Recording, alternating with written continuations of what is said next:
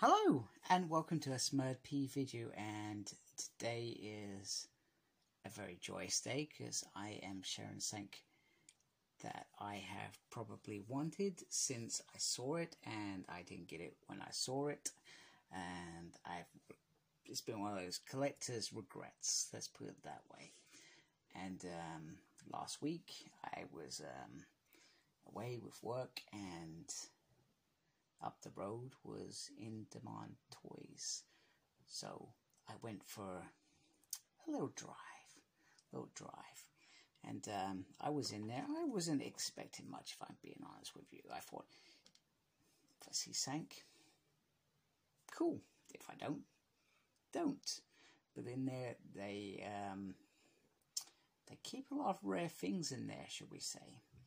And a couple of those rare things was a Retro Rogue and Bumblebee, for example. But more importantly, it was the Transformers Generation Centurion pack, which I have wanted for a very, very long time. So very, very happy to finally own it, because the box is the usual box, and inside the box it says Deluxe there. Inside the box is the usual stuff, but up there it says all the accessories that you could want in your life. Now, nobody buys this set for the Centurion figure, which is this. Ooh. So there he is, just a quick view. We buy it for this beautiful little box of goodies, because inside here we have lots of gems. Now we're going to have a look at those little gems in a little bit, because that's probably the most exciting bit about the review as far as I'm concerned. So I'm going to bore you perhaps a little bit with Centurion first. Now, Centurion is one of those Transformers, kind of like Fast Track, you can take apart. But he does have, so see, it's already popped off. But, come on. But he does have some very, very nice articulation. That's probably a little bit better. The detail on this figure is phenomenal. Now, I'm not aware of this character, so not entirely sure if he's from the comics or for what he is. But literally, he comes with a nice little gun there as well, which you can put on there.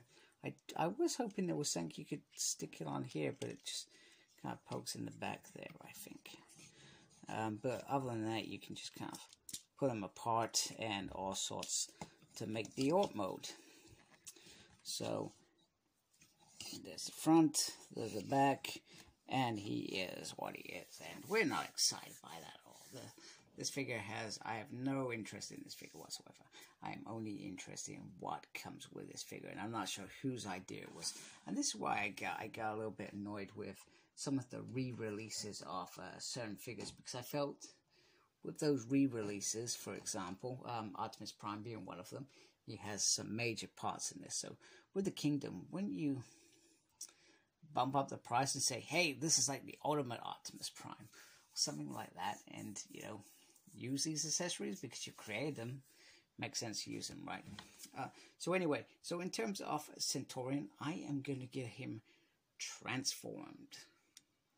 So the first transformation of Centurion is quite fun. Literally, you take him apart and you make this kind of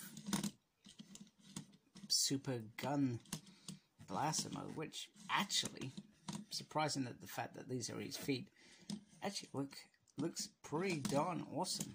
I am very, very impressed with that. So once again, the detail of this figure is very, very beautiful. Not much paint, etc. You can see his little head down there, but and okay, sometimes he just falls apart. But ultimately, this is a very, very cool mode. Now, the other mode which we are going to do is you can combine him, well, you're meant to combine him with one of the refractors or reflectors, whatever you want to call them. I don't have one of them, so I'm going to go find another figure to connect him with, to show that other cult mode, which is similar to sort of fast tracks. It's it kind of combines to make like an ultimate weapon, etc. Okay, so the first mode for and I'm using Run Amok rather than Refractor, so maybe that's why. You kind of make him taller. You give him a nice gun on the side, which I actually like. It's very heavy, but he seems to cope all right with it. Then he has this massive shoulder gun up here, which once again is very, very top heavy. And he has a little shield here, so I like the concept. And then he has this really back bit, so you can see the figure's starting to already sway, etc. But it's not an overly bad idea. It perhaps just probably doesn't work for this figure because it perhaps wasn't redesigned for this figure. But anyway, it does look very, very nice. Very, very cool way to make the most out of the Sentinel to support the other Decepticons, I guess. Now, this mode certainly works a little bit better, or feels a little bit better. I always liked about Fast Track the backpack mode, and this really works as well. And he's got a weapon, he's got a shield, and he's got, I don't know, some pickers to pick off some bots, I guess. I guess the only problem with it being on Run Amok is because this backpack here is like an extension, it probably does not work. However, it seems to be sustaining very, very nicely. So this mode definitely gets a thumbs up from me. Very, very cool. Very, very impressive. And once again, Hasbro have made something out of nothing, I guess, because if you think about Centurion, he's just a throwaway figure in this set. The real deal is all the other stuff, but this makes it pretty darn awesome. Very impressive. So, the moment you have been waiting for is here. Now, first of all, if you remember Transformers in episode 2, the Transformers actually captured Ravage and put him in a cage, and they released him thinking they had tricked him, but they hadn't tricked him at all. So I've got a little Ravage in there. I would like to see how the new Ravage that is being released later this year fits into this. I really hope he does fit into here, because that Ravage actually looks really nice. Actually, you just separate the cage to put him in, which is very cool. But if you get him right, you can just have him in there. So I believe this is my new place for, whoops, if I can get this back on. Don't know why I'm doing this on camera, because I don't actually really need to now, because I've actually done talking about this part. Yeah, okay, I'm going to do that off camera. But I'm doing it off camera, but really I'm just behind the camera. So hey, so moving on. So there is Ravage. Next up we have, first of all, some guns. So we have, who remembers that episode where Shockwave, who transforms into a gun, actually is holding a kind of mini version of himself. So I want to have a Shockwave, so I'm not really gonna put him with a figure, so to speak, for you to see how that looks. So I might have some figures hold him later, towards the end perhaps, I don't know. But I guess my gripe with this set is the set's amazing, but the lack of paint apps with these, I feel like that was a little bit lazy. You know, they've given us this exclusive, and don't get me wrong, there's some really nice pieces of plastic in here, but I just feel like some of the guns could have done with a little bit of paint work. Next up is baby Soundwave once again. Very, very nice little sculpt of Soundwave where he's transformed, because obviously the one that we have is massive. So I do like that. I wish there was just like a little Decepticon sign on the front. However, thinking about it, he's probably in disguise, spine, and, you know, doing all that sort of stuff. So we can get away with that one. We can get away with that, not having that.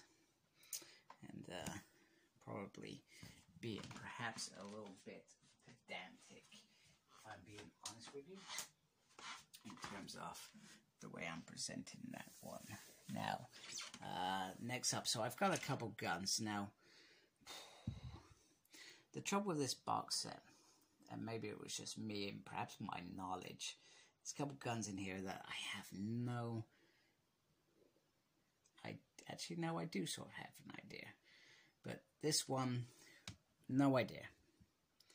No idea who this gun belongs to. So, if you know, do let me know.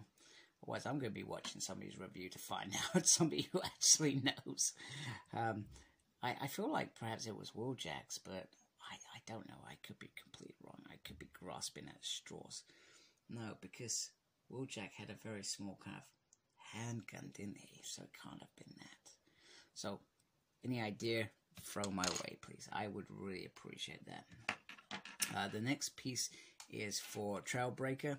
And I am really sorry because I actually sold my Trailbreaker. I'm going to have to invest in a new one. Hopefully I'll get it at a decent price. But in Carmo, we get that episode 1 where he's listening to Decepticons, etc. With Sparkplug. And I'm pretty sure Spike is in there as well. So that is a good homage to that character. I like that. Next up is this.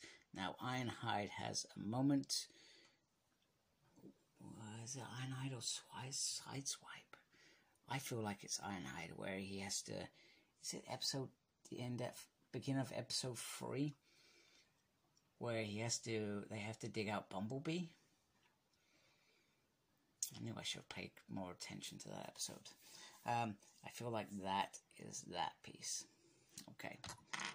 And then next up, we have this really... I find this is the most bizarre piece of all. Very bizarre. Can't even get a focus. It's so small. Alright, let's try it this way. Let's try it this way. Come on. There we go.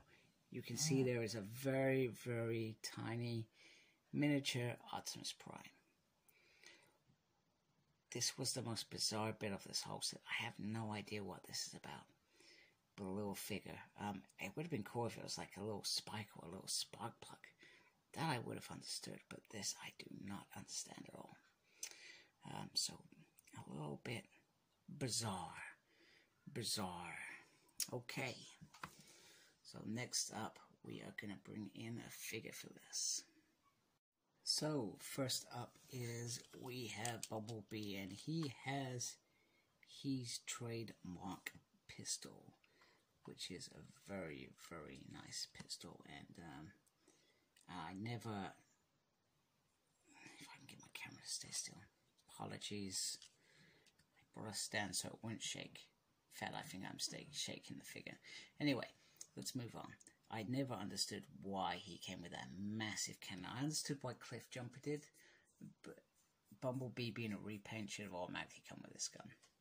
And you can see once again the lack of paints are there, although this gun probably did not have many paint apps. You can see it's got some nice little detail in there. Nice shape, perfect for Bumblebee. Right, so first up, we are bringing in the young Decepticon that I got transformed. So he is representing the whole team. So first of all, we have Soundwave, and hasn't gone in very well. And he is holding reflector in camera mode. So the idea is you can put it in the hand and then take some pictures. If you can articulate the hands to hold that. Then next up we have Megatron's gun mode, because like Soundwave, when he transforms into a gun, it is a small mode. And that, oh my goodness, why does it not go with this one?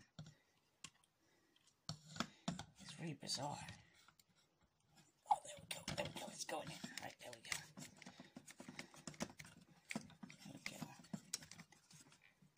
Sorry, I am making this look far too messy. Now, if you get him into a decent pose,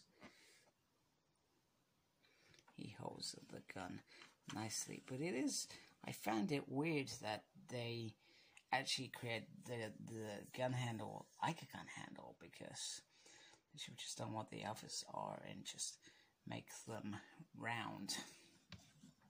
So next up in Soundwave's new arsenal is this beautiful piece, which is Megatron's mace in that first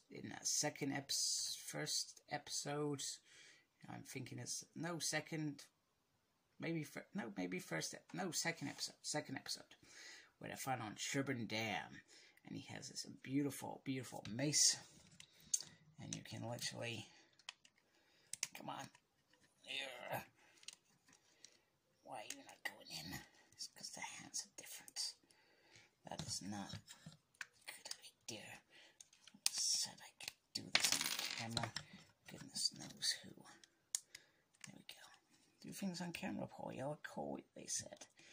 I do not look cool on camera at all, and this is not going in there. I almost had it. Anyway, you get the gist of it. This beautiful mace goes on Megatron's hand, probably more designed for his hand than Soundwave. There's no articulation other than you can turn this bit around, which is a tiny bit disappointing, but I've got to say, I mean, even the masterpiece, it had the loose chain, and then it had the solid chain, which I always appreciated for those special moments.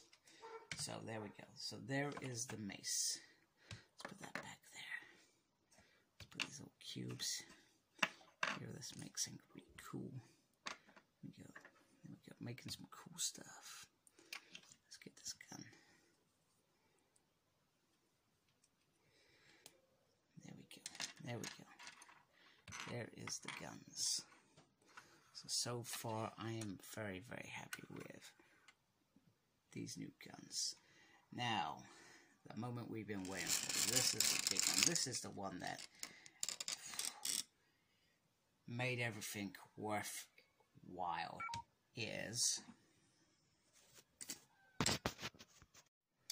So here is Optimus Prime, and first of all, we have this very, very beautiful axe going down. It's a very, very nice sort of yellow amberish color. I guess the only, and this is just I'm probably being really, really ridiculously pedantic with this one. I felt like if the axe was just a tiny bit, perhaps longer, it would have been more imposing. I mean, the axe size is actually quite a decent size, but I feel like the length, just to give him a bit of movement, I guess. So that is the axe. The axe looks very cool. Now, next up is this amazing gun. So those who have bought this figure, he comes with a little fold-up gun, which is half the size. This is definitely imposing compared to the axe. And enemies beware. The only thing that I feel is it too big? If that makes sense. But there you go. I mean, it's very, very beautiful. I do like that a lot. And I'm glad we've got a very, very solid gun. Now, I don't have a side swipe anymore. That's right. I made a deal with the devil and sold it on Evil Bay. Sometimes we have to make sacrifices, and Sideswipe will sacrifice for the bigger, greater team. But he does in fact come with Sideswipe's Rocket Pack, which I think is absolutely phenomenal. Now, once again, you could argue, oh, well, it would have been awesome if it had been painted. And I know there's lots of talented people out there that would probably just paint this. I'm not one of them, by the way. But I feel it's very, very nice. It sticks on the back. It's got 2 pegs on the back. Some really nice detail in there, actually. And you can see under there, you could probably add in some rocket bits from some other figures. A little bit on top. I feel like it's very cool. In fact, I actually like it on Prime because it actually covers his back better than what he has there. So that may be a permanent fixture with our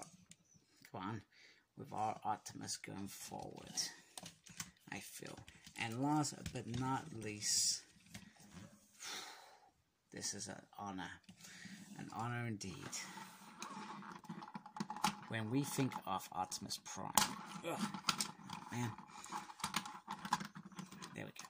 When we think of Optimus Prime, we automatically think axe, awesome gun, matrix of leadership, and roller. And this little set comes with a roller. So I know I griped about some of the paint apps, but when we think about how much this set cost originally, before it all got inflated, I got mine for a decent price. 30 quid, you get a deluxe figure, you get lots of the weapons that you know you wanted, and you get a couple of really nice colorful pieces. So like the mace, roller, the axe, Soundwave, and John Cubes. There is very, very nice. I guess the only thing that I feel is, and once again, I shouldn't really gripe at all about this set because it's a very nice set, is I guess the only other thing that I would say is missing is a couple of little things. So now I'm talking about Sparkplug, I'm talking about Spike, I'm talking about perhaps Carly and perhaps Chip. Those would be the only things that I feel perhaps missing from this set. However, I would easily take another set as long as it's well done and it contributes to the figures that we have that are missing pieces. It's certainly worth it. The price is worth it. I just wish, for my own sanity, that I had just brought this when I had the opportunity, because I did have the opportunity, and I don't know what I was thinking. And now I know that I should know. I've been collecting for 16 years, 16 years. I should know better. I know what is going to go out. I know what's going to stay in. I know what's going to be rare. I know what's going to be hard to find later on. And sometimes I still make silly mistakes, silly rookie mistakes. No offense to any of you rookies out there, but yeah, I really need to get better at that. So generally, I just buy everything now and just, if I decide that's not for me, that's not for me. Let's wrap this up.